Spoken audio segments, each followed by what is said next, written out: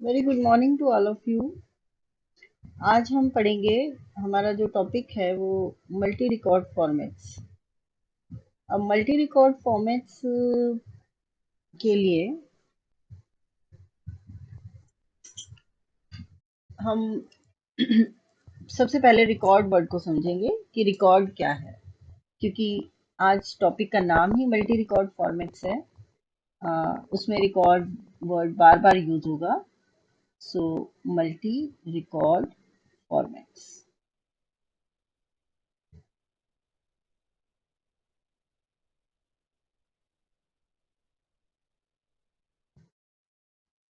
ठीक है।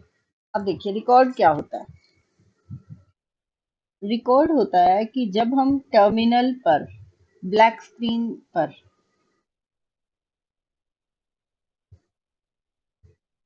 80 कॉलम की एक लाइन होती है। 1 2 3 ऐसे करके 80 तक जाता है ये। जैसे मैं कल से सिखा रही थी आपको, ऐसे 1 2 3 4, फिर 9 आ गया, फिर 10, फिर 11, फिर 12, ऐसे 80 तक जाएगा ये। तो ये कॉलम हो गए, 80 कॉलम। तो ये जो एक लाइन है, ये 80 कॉलम की एक लाइन मानी जाती है। मतलब उसमें कितने कॉलम्स हैं? 80 रो में। एक तरह से रो, रिकॉर्ड को रो भी कह सकते हो। एक रो एक रिकॉर्ड है। अगर मैं आपको एक्सेल की बात करूं, आप सब एक्सेल यूज कर रहे होंगे या करी होगी कभी ना कभी। तो वहां पर हमारे पास रिकॉर्ड किसको बोलते हैं? रो को बोलते हैं। रो में जो डाटा होता है ना, उसको रिकॉर्ड बोलते हैं। लेकिन फोरट्रान में रिकॉर्ड का मतलब है कि 80 कॉलम की लाइन में जो भी आप प्रिंट करवा रहे हो वो रिकॉर्ड है। अब हमारा हेडिंग है मल्टी रिकॉर्ड फॉर्मेट्स। अगर हमें एक से ज्यादा लाइनों में आंसर टाइप करवाना हो तो मल्टी रिकॉर्ड। चाहे हम इनपुट इनपुट हम रीड से देते हैं, आउटपुट हम प्रिंट से देते हैं, दोनों के लिए ही मल्टी रिकॉर्ड फॉर्मेट्स यूज होते हैं। अगर हम एक से ज्यादा लाइन में रीड करवाना चाहें, मैं चाहती हूँ ए की वैल्यू मैं इस लाइन में दूं, बी की वैल्यू अगली लाइन में दूं, सी की वैल्यू उससे अगली लाइन में दूं, तो ये हो गए, ये रिकॉर्ड 1 पहला, अगला रिकॉर्ड 2 क्योंकि अगली लाइन में चला गया, उससे अगला रिकॉर्ड 3। तो मल्टी रिकॉर्ड, ये बन गया मल्टी रिकॉर्ड फॉर्मेट। अब अगर मैं चाहती हूँ कि मैं इस तरह से इनपुट करूँ और मेरी आउटपुट भी कुछ ऐसे आए कि जैसे suppose A is equal to पहली लाइन में आ गया, फिर एक लाइन छोड़ के बी इज इक्वल टू आए, फिर एक लाइन छोड़ के सी इज इक्वल टू आए, मतलब बीच में एक एक लाइन का गैप भी हो, तो ये भी मल्टी रिकॉर्ड फॉर्मेटिंग है। मतलब आप रिकॉर्ड एक लाइन को बोलते हो, और अगर आप कई लाइनों में काम करना चाह रहे हो, आउटपुट या इनपुट प्रिंट करवाना चाह रहे हो, तो उसे बोला जाता है मल्टी रिकॉर्ड फॉर्मेटिंग। अब इसका तरीका क्या है? हमने ये सीखना है कि हम मल्टी रिकॉर्ड फॉर्मेट्स कैसे करते हैं। यहाँ देखो इसने लिखा है, if input is to be read from more than one record और output is to be printed on more than one line. तो a multi-record format is to be specified. Screen दिख रही है आप सभी को? Yes ma'am. Okay, yes ma'am. ठीक है। जी मैम। तो ये आपका है। अब मल्टी रिकॉर्ड फॉर्मेट में ये इंपॉर्टेंट बहुत है, पेपर में बहुत बार आया हुआ है। Record spacing, multi record formats, इसके बीच बीच में से क्वेश्चन बन के आते हैं। तो हम आते हैं अपने इस टॉपिक पर।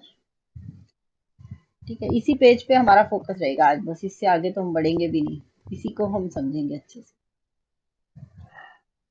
अब कहता है, इसको समझाने के लिए थ्योरी तो आप पढ़ते रहना, मैं आपको एग्जाम्पल की हेल्प से ही सारा समझाऊंगी। ब्लैंक डॉक में मैं ये एग्जाम्पल लिखती हूँ, integer NKM read 66 NKM 66 format आई3। रीड इंटीजर और फॉर्मेट आई3। देखिए कहता है रीड, पहले इंटीजर,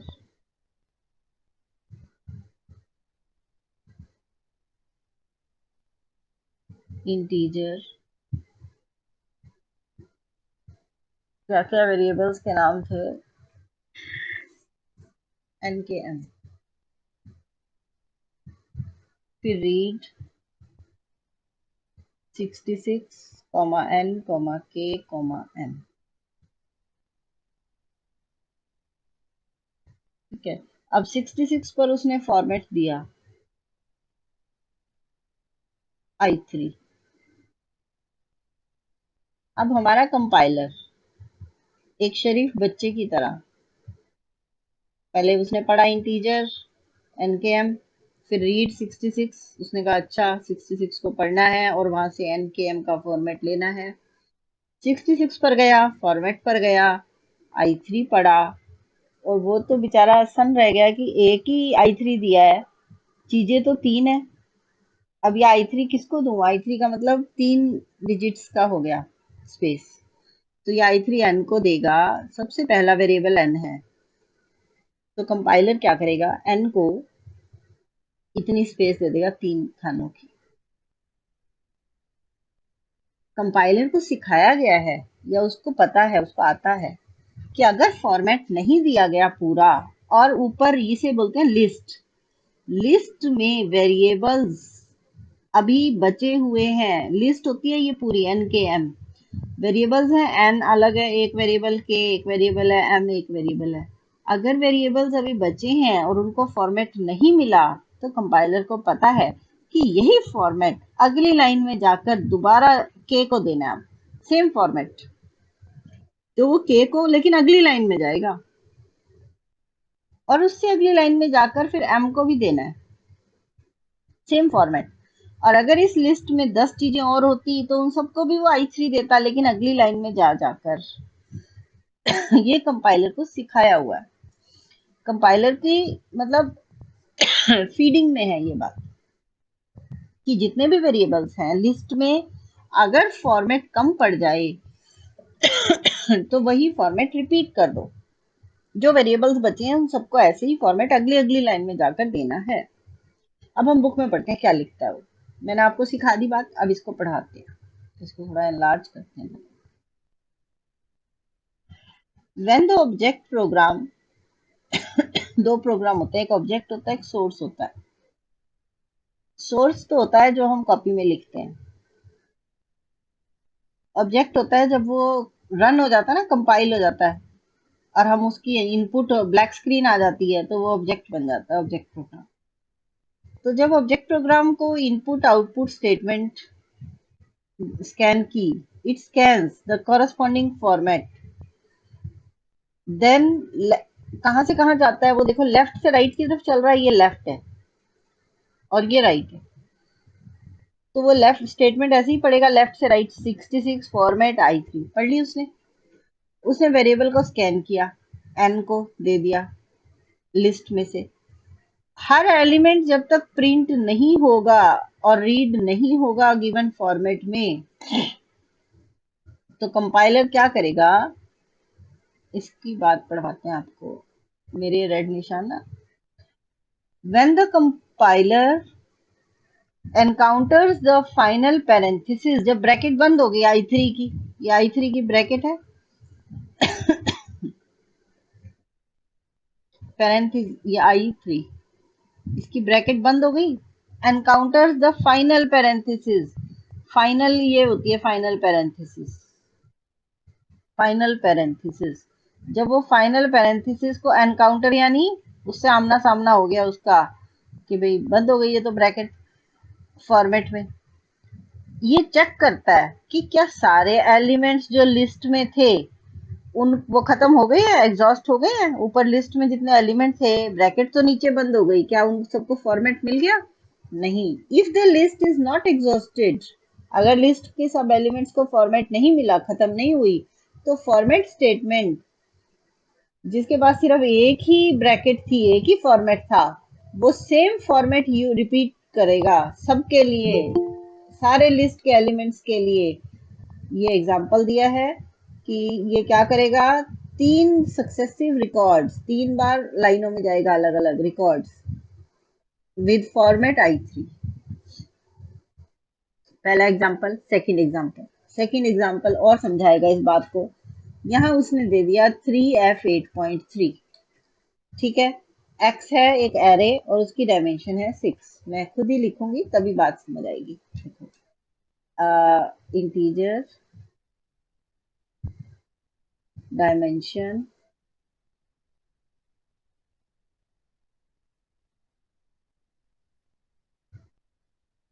सिक्स और x, ऐसे ही लिखते थे हम शायद,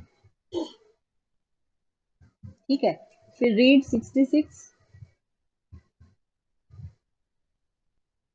कॉमा, एरे को कैसे लिखेंगे, i is equal to 1 to 6 और ये ब्रैकेट में बंद। इसने भी ऐसे ही लिखा होगा, देखो i is equal to 1 to 6 bracket में बंद। फिर 88 पे फॉर्मेट दे दिया 3F8.3, ये 88 बना रहे, 88 पे फॉर्मेट है 3F8.3। अब देखो यहाँ 6 एलिमेंट है, x1 x2, लिस्ट में 6 एलिमेंट है, x3 x4 x5 x6। जब कंपाइलर फॉर्मेट देने लगा तो x1 का फॉर्मेट है F8.3। आगे 3 लगाने का मतलब है ये 3 बार रिपीट होएगा, मतलब x2 का फॉर्मेट भी उसने ऑफिशियली कह दिया कि ये भी 8.3 है और x3 का भी 8.3 है। लेकिन 3 चीजों का तो हो गया, अब अगली 3 के लिए क्या करें। उसने देखा ब्रैकेट तो बंद हो गई और अभी लिस्ट में तो 3 एलिमेंट बचे हुए हैं। ये कंपाइलर ने देखा ब्रैकेट बंद हो गई, फाइनल पैरेंथेसिस आ गई, मेरा काम खत्म होने वाला है, लेकिन ऊपर लिस्ट तो अभी बकाया है, तो वो अगली लाइन में जाएगा। x4 x5 और x6 को फॉर्मेट यही रिपीट करेगा सेम, F8.3 F8.3 F8.3।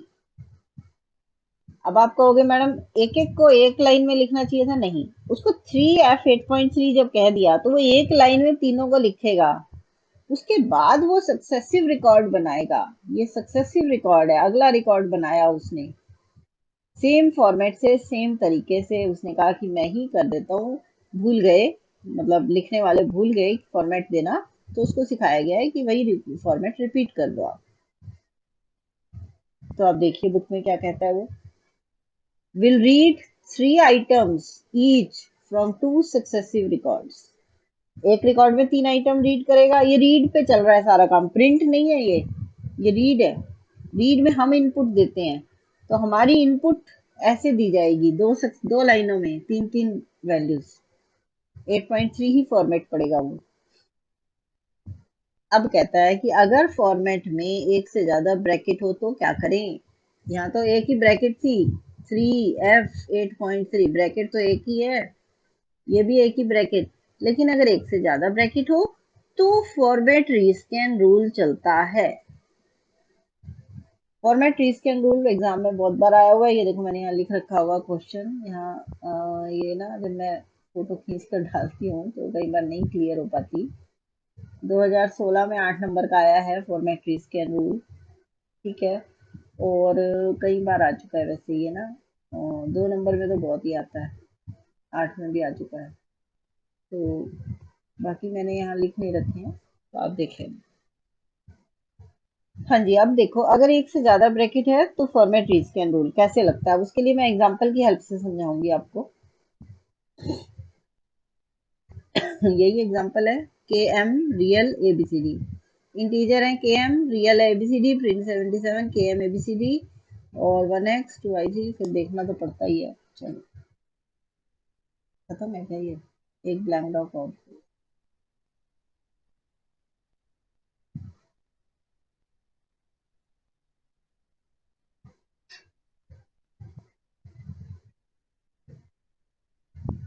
हाँ जी, हमें दिया गया इंटीजर के एम रियल एबीसीडी ठीक है। प्रिंट 77 पे फॉर्मेट में 1x और 2i3 और 1x और f10.4। Print 77 K M A B C D 6 format चाहिए थे, लेकिन उसने 77 पे जो फॉर्मेट दिया है वो है 1x। ये तो कैरेज कंट्रोल चाहिए, प्रिंट है, प्रिंट के लिए हमेशा कैरेज कंट्रोल होता है। ठीक है, कल हमने रूबी किया था ये। अब उसने उसके बाद फॉर्मेट दिया है 2i3 और फिर 1x और f10.4। 2i3 और फिर 1x और f10.4।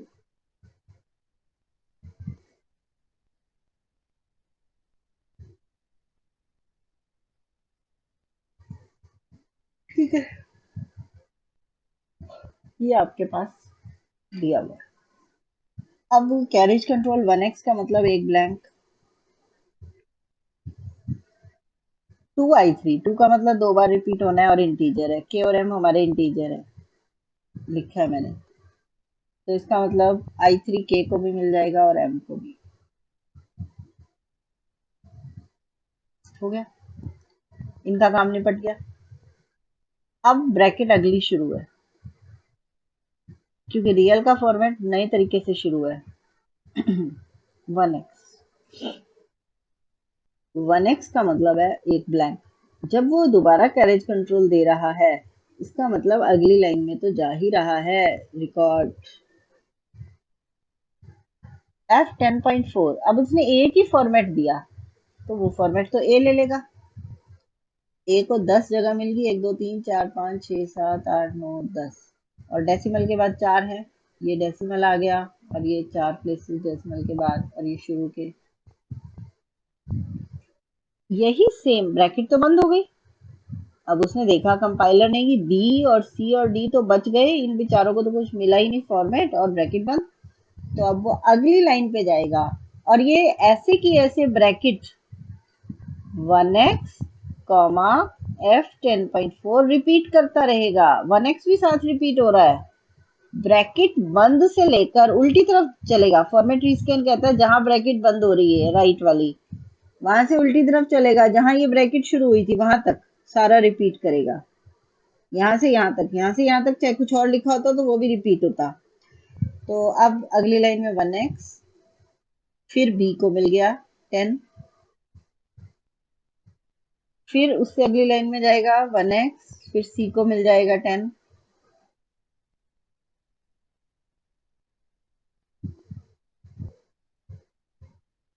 ठीक है। उसके बाद d, उससे अगली लाइन में जाएगा 1x, d को मिलेगा 10।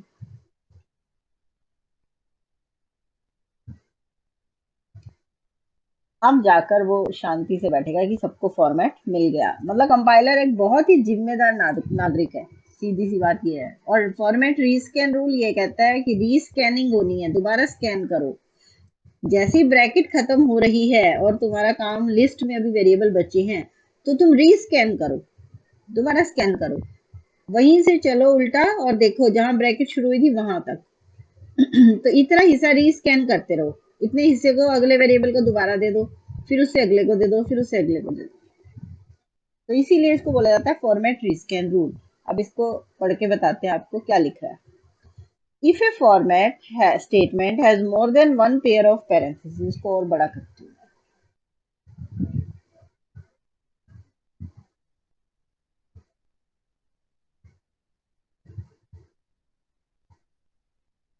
हाँ जी, more than one pair of parentheses and first scan of the format is not sufficient to account for all the elements, सारे एलिमेंट्स पहले स्कैन में पूरे नहीं हुए, तो then rest of the list elements using format rescan rule, बाकियों को format rescan से ही वो देगा फॉर्मेट। कैसे? राइट मोस्ट पैरेंथेसिस जब आ जाएगी, राइट मोस्ट थी ये वाली, when the rightmost parenthesis is reached, कि अब तो बंद ही होना है मामले ने, तो द वेरिएबल्स, और वेरिएबल्स अभी खत्म नहीं हुए, राइट मोस्ट पैरेंथेसिस तो आ गई और वेरिएबल्स इन द लिस्ट अभी रह रहे हैं, variables in the list are not exhausted, variables अभी खत्म नहीं हुए हैं। तो रीस्कैन होता है फॉर्मेट का बैकवर्ड, पीछे की तरफ, राइट से लेफ्ट। राइट से लेफ्ट कैसे? यहाँ से यहाँ। ब्रैकेट जैसी फिर देखी कि ये तो ब्रैकेट बस खत्म हो रही है यहीं, तो यहीं रुक गया। Rescan is started at the last right parenthesis and stopped at the next left parenthesis. Right से शुरू हुई, लेफ्ट पे रुक गई, जहां ब्रैकेट बंद हो रही थी वहीं रुक गया। बाकी के लिस्ट एलिमेंट्स को यही फॉर्मेट बार बार बार बार मिलेगा। हो गया। अब इसका एक और एग्जांपल ये वाला लेते हैं। जितने एग्जांपल्स कर लोगे वो पेपर में भी यही आया, with the help of examples explain format rescan rule. Real है एबीजी, जी एक एरे है। ये बहुत अच्छा एग्जांपल है, इससे बहुत क्लियर हो जाएगी आपको बात। तो मैं इसको बना के दिखाती हूँ आपको। रियल ए बी जी एक एरे है। उसने एरे का तरीका क्या लिखा है? एरे को लिखने के लिए उसने यूज किया जी 1 to 5, इंटीजर के एन टी 1 to 5। आप इसको जैसे वो ये वाला तरीका यूज कर रहा है, ऐसे ही इंटीजर में कह रहा है, फिर एक एरे है और उसके लिए भी क्या यूज कर रहा है? के एन टी। उसका नाम है के एन टी, एक ही वेरिएबल है ये 1 to 5। ठीक है। Print 35 A B G I K N T I is equal to 1 to 5। Print 35 A पहले बी फिर bracket G I comma K N T I और आई 1 से 5। इसका मीनिंग है कि जब भी प्रिंटिंग होएगी तो वो पहले तो ए का फॉर्मेट लेगा, फिर बी का, फिर जी 1 का, फिर के एन टी 1 का, क्योंकि आई 1 चलेगा लूप में, फिर जी 2, फिर के एन टी 2, फिर जी 3, फिर के एन टी 3। ऐसे इनकी बारी चलेगी। फिर जी 4 के एन टी 4 और फिर जी 5 के एन टी 5। क्योंकि मैंने आई इजिकल टू 1 to 5 बाद में लिखा, पहले ये दोनों लिख दिए कॉमा लगा के। इसका मतलब आई जब 1 है तो पहले इन दोनों को पढ़ेगा, आई 2 है फिर इन दोनों को पढ़ेगा, ऐसे चलेगा। हो गया। अब 35 पर फॉर्मेट में क्या दिया? 35 पर फॉर्मेट में दिया 3x 2e 15.8, 3x carriage control, 2e 15.8 bracket, 10x f 10.6, 5x i6, 10x f 10.6, 5x i6। शायद यही है, f 10.6 i6 यही है। ये आपके पास है। अब आप कहते हो, मैं इस फॉर्मेट को यहाँ दोबारा लिख देती हूँ। मतलब हम ये कहते हैं भी हम कैसे करेंगे।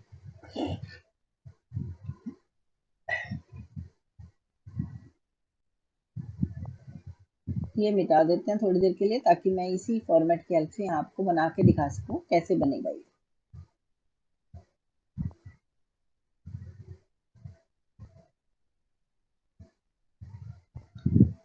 देख, पहले कैरेज कंट्रोल 3x का मतलब है 3 ब्लैंक, 2e 15.8, 2 का मतलब है 2 बार रिपीट होना है इसमें, यानी ए को भी और बी को भी मिल गया 15.8। पहले बारी से चलेगा, ये ए और बी है, पहले उनको मिल गया 15.8, तो ए को मिल गया 15.8,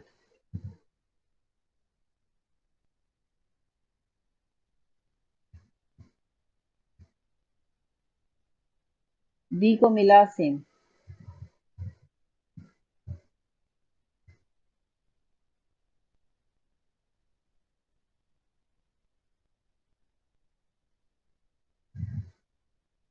अब ब्रैकेट शुरू, फिर 10x, तो अगली लाइन पे आएगा 10 ब्लैंक।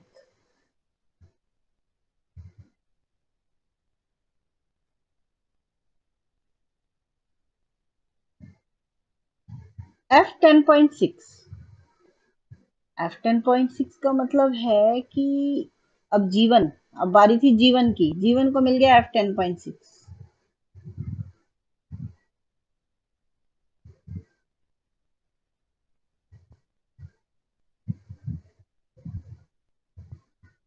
5x, फिर 5 ब्लैंक, इसी ब्रैकेट के अंदर है इसलिए इसी लाइन में चलेंगे, लाइन नहीं बदलेगी, ब्रैकेट नहीं नहीं है। I6 का मतलब 6, ये मिला KNT1 को, ये इंटीजर था I6, ब्रैकेट बंद। इसका मतलब G2 KNT2 G3 KNT3 G4 KNT4 इनका क्या होगा, इनके लिए फिर यही, ये ब्रैकेट बंद होते ही यहीं से चलेगा, फॉर्मेट रीस्कैन करता हुआ ऐसे पलटेगा, पलटता हुआ ऐसे जाएगा, ये देखेगा इधर देखेगा, यहाँ ब्रैकेट यहीं से थी तो यहाँ से लेकर और यहाँ तक रीस्कैनिंग होगी।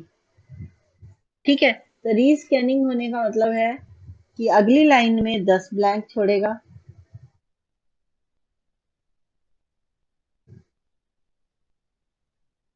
फिर G2 को देगा F10.6, फिर 5 ब्लैंक, और फिर KNT2 उसको भी मिल जाएगा I6, फिर अगली लाइन, फिर 10 ब्लैंक, फिर G3 F10.6, फिर 5 ब्लैंक, और KNT3 I6, और फिर फोर्थ लाइन में भी ऐसे ही 10 ब्लैंक, G4 F10.6, ये 5 ब्लैंक, KNT4 I6, और फिर छठी लाइन में 10 ब्लैंक, G5 F10.6, और फिर 4 ब्लैंक, और KNT5 और I6, और फिर जाकर ये अपना काम बंद करेगा। तो फॉर्मेट रीस्कैन में एक ही ब्रैकेट, मतलब पहली बात एक से ज्यादा ब्रैकेट थी, बाहर वाली ब्रैकेट शुरू हुई, ये ब्रैकेट ऐसे बंद होनी थी बाहर वाली, उसके अंदर ये दूसरी ब्रैकेट थी, तो एक से ज्यादा ब्रैकेट होती है। दूसरी बात कि वेरिएबल्स ज्यादा हैं और अभी उनको फॉर्मेट नहीं मिला, तो लास्ट राइट पैरेंथेसिस से नेक्स्ट लेफ्ट पैरेंथेसिस तक रिपीटिशन चलती रहेगी। राइट, इसको पढ़ के आप आराम से, सॉरी, यहाँ तक समझ जाएंगे कि क्या हुआ।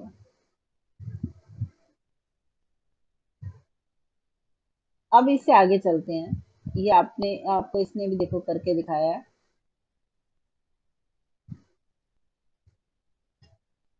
अब अगला एग्जांपल देखो, इसने यहाँ लिखा प्रिंट 36, पहले ए बी G1 KNT1, 37 में G1 के GI 2 से 5 तक यही फॉर्मेट रिपीट होएगा, 10x, अब पढ़ पाओगे, 10x F10.6, 5x I6, ये कहाँ से 2 से 5 तक यही रिपीट होता रहेगा। हो गया। अब देखो इस बात, ये रीस्कैन पॉइंट दिखाया डायग्राम की हेल्प से,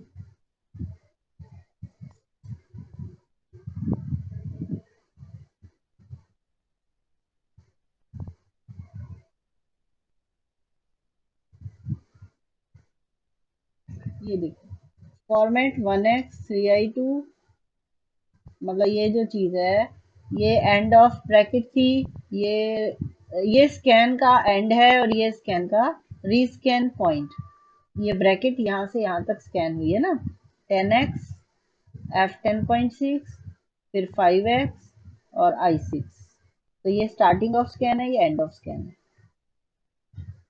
clear, rescan point, end of scan. अब आता है अगला टॉपिक, रिकॉर्ड स्पेसिंग। पहले मुझे ये बताइए, फॉर्मेट रीस्कैन आपको समझ आ गया है?